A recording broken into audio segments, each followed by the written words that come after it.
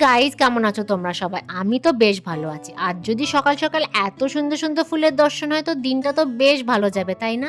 আর দূর থেকেই গাড়িটাকে দেখে মনে পড়ে গেল ঋত্বিক রোশনের অ্যাডের কথা, ডরকে আগে জিতে। তো আমিও ভাবলাম আমিও একটা বোতল বার করে ফেলি, কিন্তু না বাবা, আমার এত ডরকে আগে জিতেরও দরকার নেই, ফালতু তারপর আমার অপমান হয়ে যাবে। আমার জন্যই পোহাই ঠিক আছে।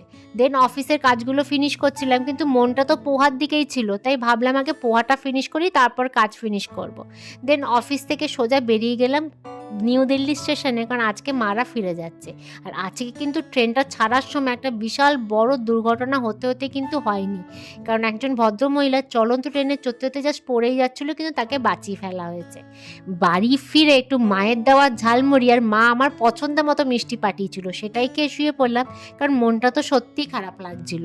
আর যদি ভিডিওটা পছন্দ হয় তোমরা প্লিজ লাইক শেয়ার সাবস্ক্রাইব করতে কিন্তু একদম ভুলো না।